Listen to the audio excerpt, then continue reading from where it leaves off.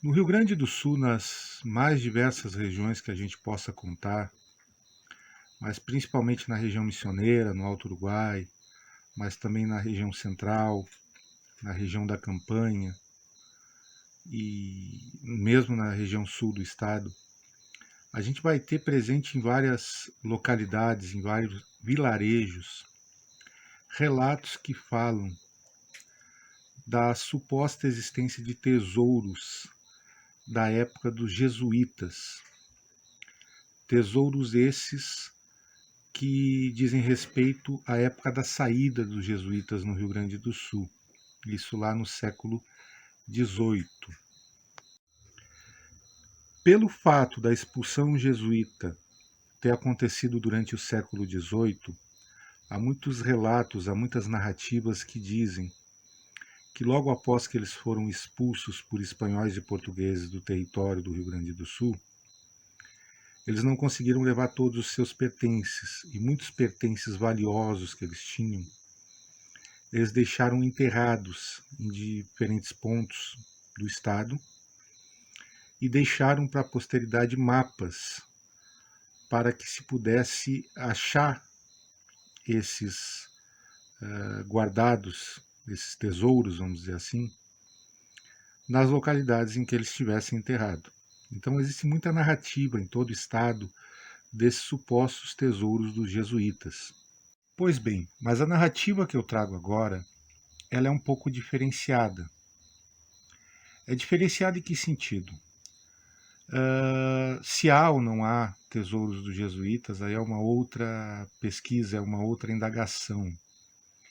Mas vamos supor que, não procurando um tesouro, mas que de modo casual, alguém, em algum momento, no Rio Grande do Sul, tenha achado um grande tesouro. Mas um grande tesouro no sentido verdadeiro da palavra, ou seja, objetos de ouro, de prata, pedras preciosas, moedas. Essa é a história que eu trago aqui. Mais especificamente, essa história ela teria acontecido no ano de 1883, no mês de junho.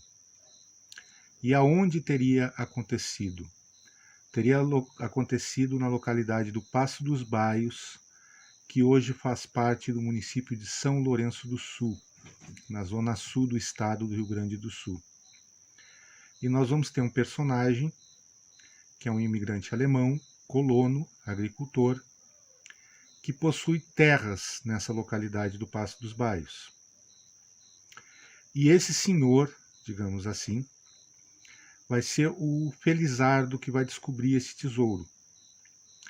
Essa história é verídica? Bom, o que eu encontrei na internet são mais de 15 registros, não somente no Rio Grande do Sul, mas Brasil afora, e também no Uruguai, da descoberta deste tesouro. Quem é esse personagem? Colono, alemão, imigrante, agricultor. Pois bem, o nome dele a gente vai conhecer mais pelo sobrenome, que é Falkstrup. O primeiro nome eu não achei nas minhas pesquisas, é apenas E. Ponto, tá? Então podia ser Ernest ou qualquer outro nome iniciado com E. Não me arrisco a dizer. Pois bem, esse senhor Falkstrup, em junho de 1883, ele, nas suas terras ali na localidade do Passo dos Baios, ele mora com a sua mulher, com seus 3 filhos moços, 2 filhas mulheres, e também tem uns empregados que ajudam ele. Ele tem alguns empregados ali no sítio dele, nas terras dele.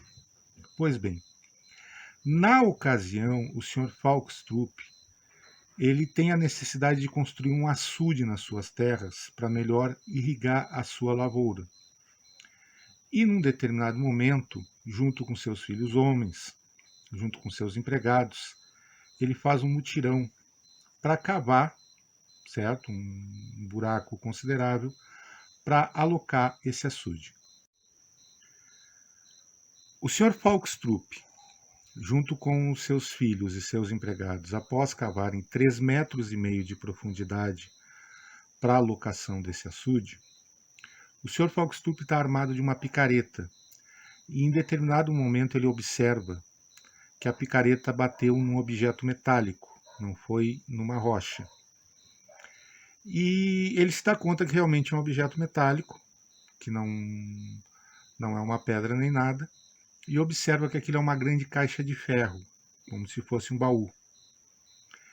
Ele, com a ajuda dos seus filhos empregados, ele cava em torno, no sentido de tirar essa grande caixa de ferro, esse grande baú de ferro, ali do local onde ele achou. Ele tira, é um grande baú de ferro muito pesado, então eles vão ter muito esforço para tirar esse baú de ferro, e leva para sua casa, no sentido de tentar entender o que era aquilo. Ele observa que aquele baú de ferro ele tem uma tríplice fechadura, ele está muito bem lacrado, tá? E com muito esforço ele consegue abrir esse baú. Abrindo o baú, o que o Sr. Falkstrup e a sua família encontram é surpreendente.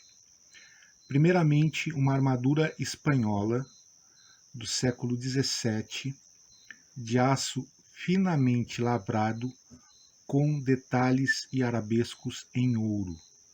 Tá?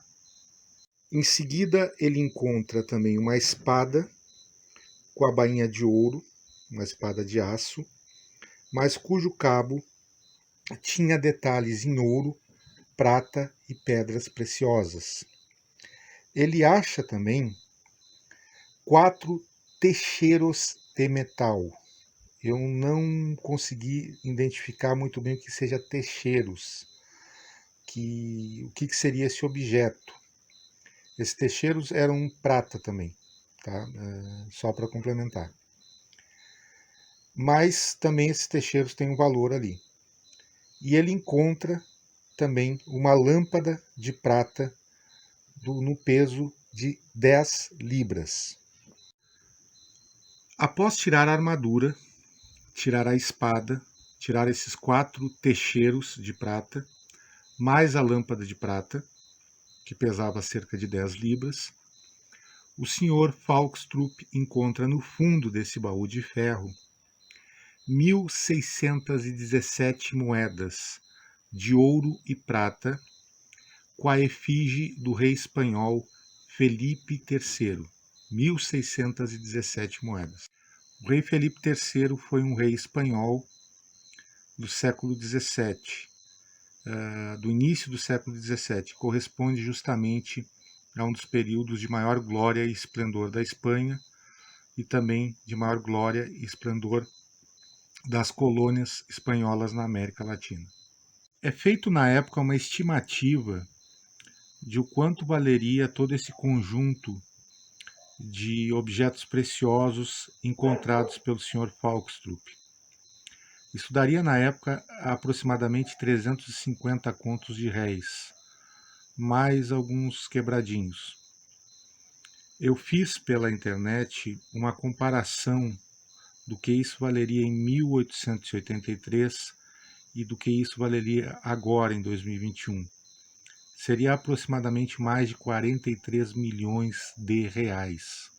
Muito bem, a notícia dessa descoberta ela repercute muito, né? É uma grande descoberta, a verdadeira descoberta de um tesouro. Detalhe importante a se anotar é o seguinte: junto com o baú de ferro, o Sr. Falkstrup e seus filhos e seus empregados encontraram também madeirames e pedras lavradas, induzindo que ali poderia ter havido algum tipo de habitação há muito tempo atrás. Os jornais da época reproduzem a seguinte informação, que é de notório saber que houve construções dos jesuítas na Serra dos Tapes. Serra dos Tapes é essa região aqui, ela engloba essa região principalmente de São Lourenço, Cerrito, Pelotas, Morro Redondo. A notícia da descoberta repercute muito.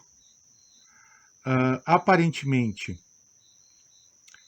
o Sr. Falkstrup talvez por uma questão de segurança, ele resolve sair, se mudar do Paço dos Baios, e muito provavelmente ele não queria ficar nem lá onde ele estava estabelecido após a descoberta de todo esse tesouro, vamos dizer assim, nem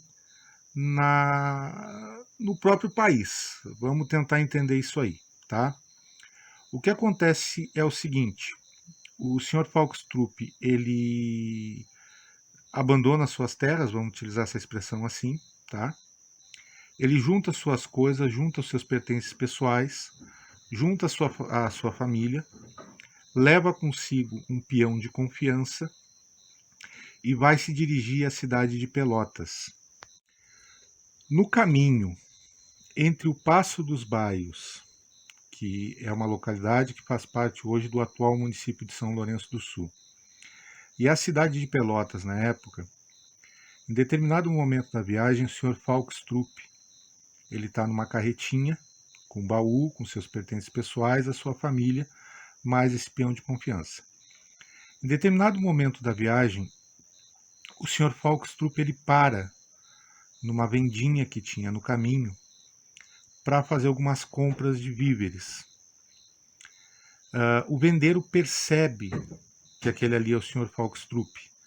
Ele percebe também o grande baú de ferro em cima da carretinha e percebe que aquelas pessoas ali estão falando alemão fluentemente. Ele faz alguma coisa com o Sr. Falkstrup? Não. O Sr. Falkstrup faz as compras que tem que fazer e segue viagem. Mas o vendeiro, já com essa informação, ele dá um jeito de avisar a polícia de Pelotas que o Sr. Falkstrup e a sua família, mais o bendito baú de ferro com esses objetos preciosos, né, estava se dirigindo à cidade de Pelotas. Ao chegar à cidade de Pelotas, isso já em julho de 1883, o Sr. Falkstrup e a sua família se hospedam no Hotel Bagiense.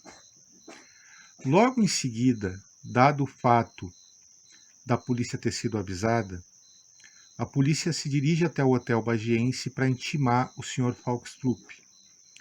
Junto com a polícia está o coletor da mesa de rendas gerais ou mesa de rendas imperiais.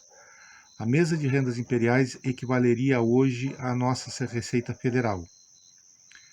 Pois bem, chegando lá no Hotel Bagiense, ocorre a intimação do Sr. Falkstrup e o coletor da mesa de rendas imperiais, ele observa que ainda existe no baú a armadura, a espada e a lâmpada de prata. Ele não encontra nem os 4 techeiros, esses 4 objetos de prata, que eu não consegui identificar o que era, e não encontra também as 1.617 moedas com a efígie do rei espanhol Felipe III que tinham sido encontradas dentro desse baú. Pois bem, o coletor da mesa de rendas imperiais ele faz o confisco da armadura, da espada e da lâmpada de prata. Lembrando que todos esses 3 objetos que eu citei, eles eram de prata ou de ouro, ou no caso da espada, ela tinha no seu cabo pedras preciosas, além de ter a bainha de ouro. O coletor da mesa de rendas imperiais, ele confisca isso em nome da Fazenda Nacional, ou seja, aquilo pertenceria ao governo, tá? Ele não acha as moedas, nem acha os 4 techeiros de metal. Ele acha em poder do seu Falkstrup cerca de 26 contos de réis, que na época tanto a polícia quanto a coletoria da mesa de rendas imperiais considera que provavelmente ali o Sr. Falkstrup conseguiu aquele valor de 26 contos de réis, que era um valor muito considerável para a época, hoje equivaleria a mais de 3 milhões de reais, derretendo as moedas ou revendendo as moedas, tá? Mais os techeiros de prata. Mas o fato é o seguinte: como não há possibilidade de comprovação que aqueles 26 contos de réis em poder do Sr. Falkstrup não eram resultado do derretimento das moedas ou da venda das moedas, Tanto a polícia como a coletoria de mesas imperiais deixa ele em paz, deixa ele quieto, né, porque não poderia se comprovar. Era muito improvável que aquilo ali fosse economias dele, para um simples agricultor, para um simples colono. Mas também, como não havia prova, deixaram ele com os 26 contos de réis. Só que a armadura, a lâmpada de prata e a espada tomam dele, confiscam dele. Pois bem, o que acontece então com o Sr. Falkstrup? Ele estava hospedado em Pelotas, no Hotel Bagiense, e depois não se acha mais notícia dele. O que eu consegui achar, revirando jornais, arquivos, e tendo até que fazer uso da Biblioteca Nacional Digital do Uruguai, é que o Sr. Falkstrup ele aparece na cidade de Colônia, Colônia do Sacramento, no Uruguai, no final do mês de julho de 1883. Então, eu acredito que a ideia inicial do Sr. Falkstrup seria sair do Brasil, sair do país, justamente para poder usufruir desse tesouro que ele achou, embora ele não tenha usufruído todo, tá? Ele ficou ainda com 26 contos de réis, muito provavelmente obtidos através da venda ou do derretimento das moedas, mas mesmo assim era ainda uma grande fortuna para a época.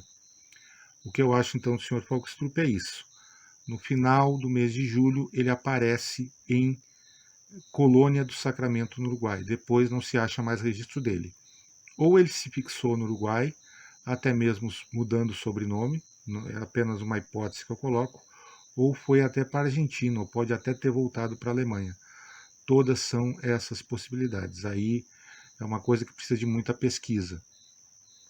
A grande pergunta que fica é o seguinte: é uma grande descoberta de um tesouro? É, mas é uma enorme descoberta arqueológica, né? Na época talvez eles não tivessem essa preocupação, seja lá o que for, porque ouçam bem o que eu tinha falado anteriormente no vídeo. Eles acharam madeirame e pedras lavradas nessa região do Passo dos Baios, no momento que o Sr. Falkstrup estava cavando esse buraco para fazer um açude. E a outra pergunta que fica também é a seguinte: se a coletoria de mesas de rendas imperiais de Pelotas confiscou a armadura, a espada e a lâmpada de prata, o que foi feito a respeito desses objetos? Foi para algum museu? Tem algum arquivo? Como é que isso não passou para gerações posteriores? Então, são algumas indagações, tá? Mas essa história, ela está registrada em vários jornais da época, então eu acredito que existe algum tipo de fidelidade, ou ela foi uma história literária muito bem montada, tá? Não acredito que seja, porque o jornal local mercantil de Pelotas noticia isso, e é uma descoberta surpreendente, tanto do ponto de vista que é um tesouro mesmo, tesouro dos jesuítas, tão falado em vários cantos do Rio Grande do Sul, mas também é um grande tesouro arqueológico, tá? Ou seja, realmente uma coisa fenomenal. O que foi feito das terras do Sr. Falkstrup lá na região do Passo dos Baios também fica uma indagação, né? E também como é que essa história não passou talvez para a posteridade, não sei. Mas essa é a história então do tesouro do Falkstrup.